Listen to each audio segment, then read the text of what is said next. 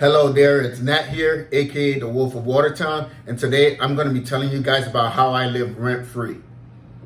Now I see you guys are watching, but none of you are liking and subscribing, so go ahead and like this post and also subscribe. If you're not also already, make sure you follow me on Instagram at Wolf of Watertown.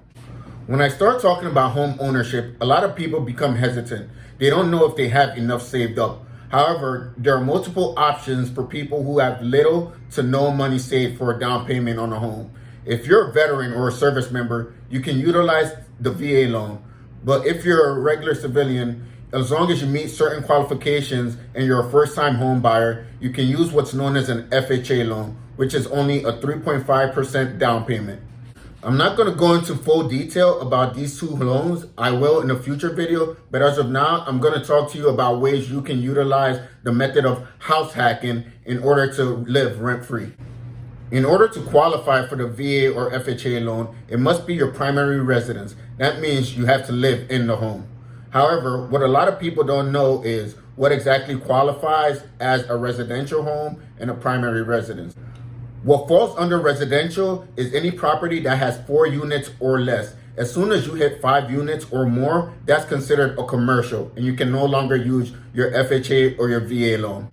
In order to truly house hack, you kind of need to understand your market in the area you live in. One key factor to house hacking is knowing how much units that fit certain criteria rent for in your area. Another way to house hack is by buying a single family home with a lot of bedrooms, and then you can rent those bedrooms out to your friends. For my first house hack, I found a duplex. Now I found a very motivated seller. He was a real estate investor and he was looking to get out of the game. He was older and he was tired of managing all these properties.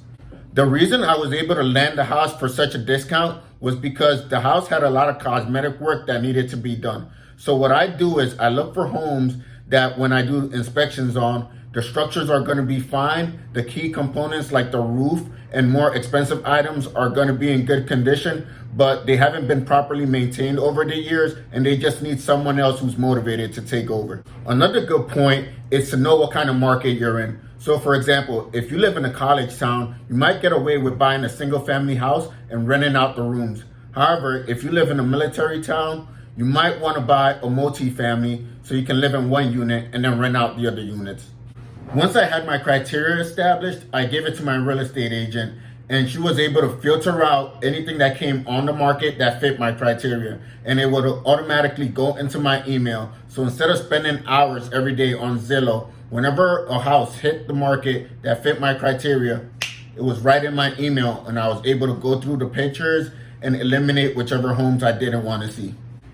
When you know what your criteria is, you can look online and see properties that are similar and figure out how much they rent for. This will help you determine the math before you even go about purchasing your first property. If you're not good at math like myself, there are plenty of rental property calculators online that you can use in order to help you out. As I mentioned earlier, the home still needed a lot of work, and being in the military, I can live under pretty piss poor conditions. So what I did was quickly moved out of my apartment, moved all my stuff into the unit I was going to be living in, and I automatically got contractors to start doing the cosmetic repairs on the other unit. So with my house hack, I found a property for $72,000. I had a 2.7% interest rate, and I put 0% down because I used the VA loan, but the closing cost was just over $2,000. The money I'd saved as a down payment, I was able to use in order to make the repairs that needed to be done in the units. Both units were 2-bedroom, 1-bath. So once my first unit was ready to go, I put it out on the market. Now, just for reference, in the Army, we have what's known as a BAH, which is your basic housing allowance. Now, this is money you're allocated to for rent, and it's absolutely tax-free. I was also familiar with the market because I'd done research prior to buying the home, and I knew what my house of 2 bedrooms, 1 bath would rent for in the area. So knowing how much soldiers get paid in the area for their basic housing allowance, and also knowing how much the going rate for a 2-bedroom, 1 bath in the area was able to help me put a limit on what I was going to charge for rent. Now with my mortgage, interest, everything else escrowed together, I was making a monthly payment of $547. That's right, $547 each month. Now, just as a reference, Prior to this, I was paying $10.90 for rent every single month. Now, let's say I'm charging my tenants $1,000. That means at the end of every month, after I pay my $547 in mortgage, interest, everything escrowed together, that leaves me with $453. So this one duplex alone, I'm living rent free and I'm bringing in $453 each month. But let's not forget, being in the military, I'm getting just over $1,300 each month for my basic housing allowance, which is tax free. So we take this $1,300, we add the $453 that I'm getting in from cash flow each month. That puts me up over $1,700 every single month. Ladies and gentlemen, I don't think you understand. That's almost $2,000. $2,000 I'm keeping in my pocket every single month. Now, what does this allow me to do? This allows me to employ my army of dollar bills and put them back to work for me. So that almost $2,000 I have in each month is going to be reinvested into my portfolio in order to acquire more and more assets. So every year, month after month, I have more properties working for me in order to generate that financial freedom that I want. So I'm living rent free, I'm bringing in extra cash, and then I'm reinvesting that money in order to help build that wealth I'm trying to acquire.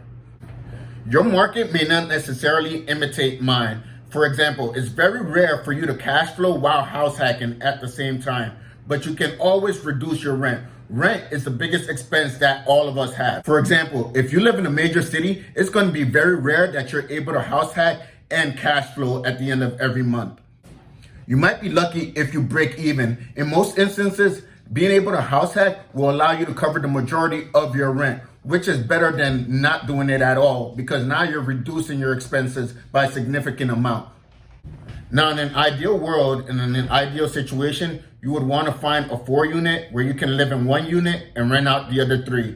That's not how things work. And most times, if you do find a 4-unit, it might not meet certain requirements that you want.